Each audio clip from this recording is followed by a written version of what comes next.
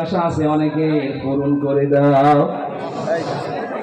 চর্ম চোখে আমরা দেখতে চাই আল্লাহ, তোমার কালাম দিয়ে 56,000 বর্গ মাইল চলছে।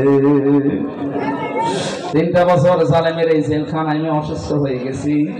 কথা বললে এখন কণ্ঠে আর বুকে ব্যথা করে। আল্লাহ, তোমার কাছে হাজারো মানুষ নিয়ে দোয়া করছি, মুসাফির অবস্থায় আমাকে আগের অবস্থায় ফিরিয়ে দাও। আমার কণ্ঠটা, আমার শরীরটা তুমি দ্বীনের প্রচারের জন্য ভিক্ষা দাও।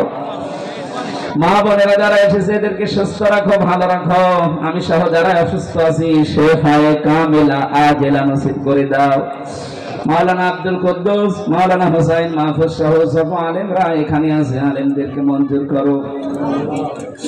স্টেজে বহু আলেম বসে আছে, আব্দুল আলী আলম সহ মাওলানা আলাউদ্দিন সাহেব, নাম না জানা যত আলেম এখানে এসেছে, আলেমদেরকে আলেম হিসাবে কবুল করে নাও। এলাকায় মাটির নিচে যত মানুষ ঘুমিয়ে আছে আল্লাহ কোরআনের ইজ্জতে মাফ করে দাও। বারাকাল্লাহু বারাকাল্লাহু বারাকাল্লাহু লানা ওয়া লাকুম ফিল কোরআনিল আযীম। লা ইলাহা ইল্লাল্লাহু মুহাম্মাদুর রাসূলুল্লাহ। আসসালামু আলাইকুম।